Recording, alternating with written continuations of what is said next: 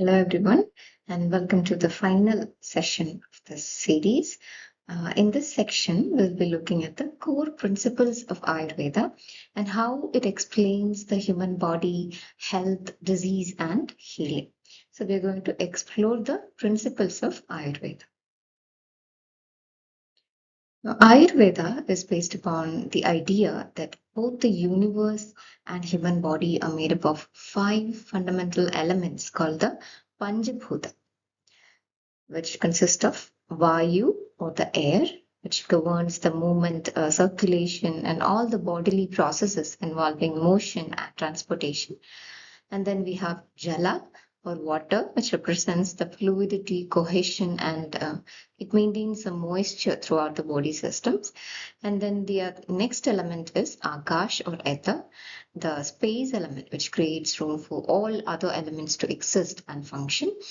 And the Prithvi or earth, which provides the structure, stability, and the form of solid components of our physical body.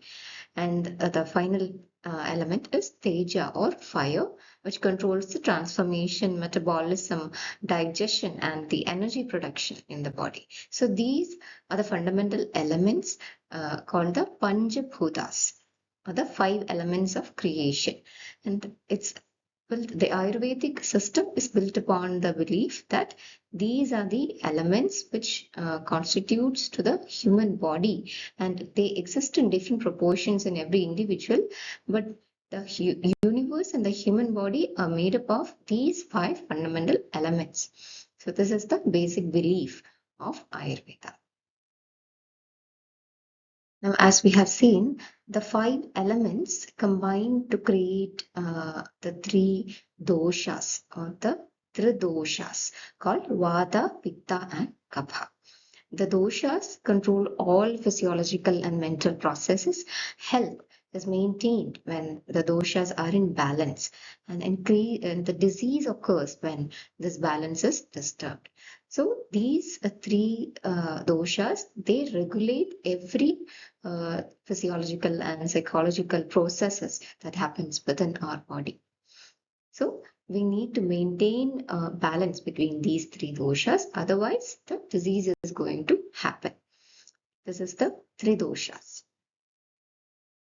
Now, there are 7 essential tissues or bodily tissues called the Sapta Dhadus, which is identified by Ayurveda, which constitutes to the form and structure of body.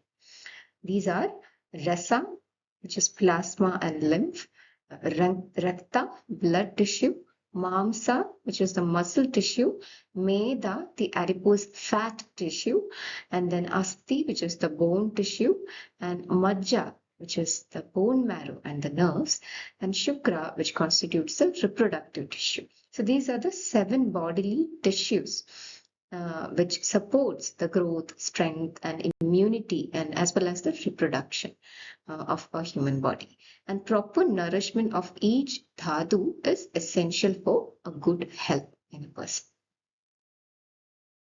Another central concept in Ayurveda is Agni or the digestive fire. Now, Agni controls digestion, metabolism, and energy in the body. And when Agni is balanced, the body remains healthy. When it is weak or disturbed, the diseases starts to develop. So it's a cornerstone of Ayurvedic philosophy, the digestive fire.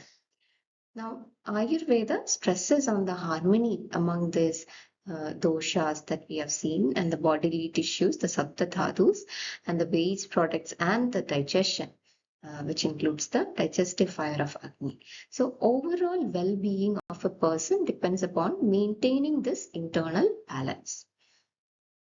Now, let's look at the Ayurvedic therapy, particularly designed to remove toxins from body and restore the physical and mental balance.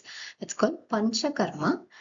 It's both a cleansing and a rejuvenation process. So the 5 purification actions in Panchakarma will detoxify our body and eliminate all the accumulated toxins and restore the balance through the 5 primary cleansing procedures in this therapy. Now let's look into the Panchakarma procedures in detail. It consists of 5 main cleansing procedures, each targeting a specific imbalances and toxins in the body. The first purification procedure or the cleansing procedure is Vamana. It's a therapeutic emesis to eliminate the excess kapha dosha from the upper body. And then we have Virejana, which is the purgation therapy to cleanse the excess pitta from the digestive system, and Bashti, which is a medicated enema using herbal oils to balance the Vata dosha, and Nasya is a nasal administration of medicated oils for head and neck disorders. And then we have Rakta Moksha, which is a blood detoxification to remove the toxins from the circulatory system. So these are the 5 purification procedures. They all target specific imbalances in our body, specific toxins that are present in our body, and tries to cleanse it and detoxify the body. Now, the therapy of Panchakarma is performed in 3 main stages, which are called the Purva Karma, Pradhan Karma, and Paschat Karma. In the Purva Karma, the body is prepared using oiling and sweating. So this is the first stage, and then the main cleansing is carried out.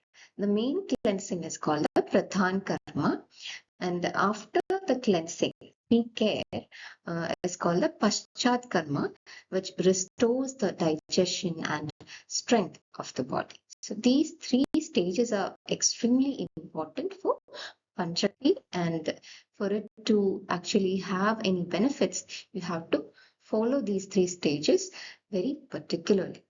And Panchakarma uses natural substances such as herbal medicines, oils, and clarified butter for these cleansing procedures. And these help detoxify and nourish and also rejuvenate the human body.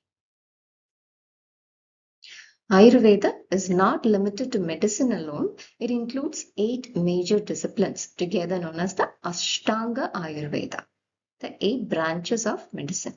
It covers all aspects of healthcare.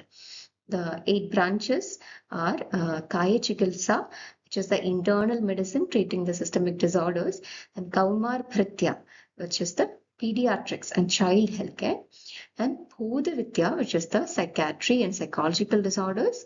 Rasayana deals with the geriatrics and rejuvenation therapies, and Vajikarana is the aphrodisiac therapy for vitality, and Shalya, the surgery and invasive procedures, belongs to Shalya branch, and Shalakya is the ENT and ophthalmology treatments, and we have the Agada Tantra, which is the toxicology and poison management. So these are very extensive aspects in the healthcare, and these 8 branches together, they address the physical, mental, surgical, and preventive healthcare, showing the comprehensive nature of Ayurveda.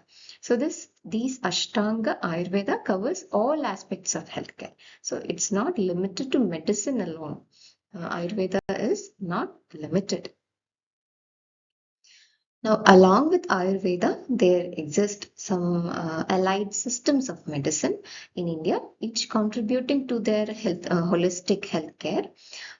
First, we have a Siddha medicine, mainly practiced in Tamil Nadu. It's similar to Ayurveda, and it uses minerals and herbs in its procedures. Then Unani medicine, introduced by the Arab scholars, focus on the balancing bodily humors and which originated in the Greek thoughts.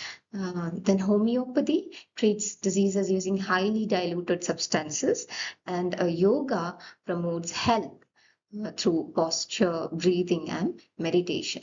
Naturopathy relies on natural healing methods such as hydrotherapy and herbal treatment. So these are the allied medicinal systems along with the Ayurveda, which has developed along with Ayurveda in the ancient India. So together, Ayurveda and its allied systems, they reflect India's holistic and pluralistic healthcare tradition, and their focus on balance, prevention, and natural healing continues to influence the modern and global medicine. So, when we look at Indian knowledge systems as a whole, what stands out is how deeply interconnected everything is. The knowledge, the nature, health, everyday life, everything is interconnected and interdisciplinary. And these traditions weren't just about the past, and they were practical ways of understanding the world and life and living responsibly in this world. And even today, they offer insights that remain surprisingly relevant. So that's the end of this session and also a conclusion to the whole series on Indian knowledge systems. Thank you for following along on this journey. Thank you.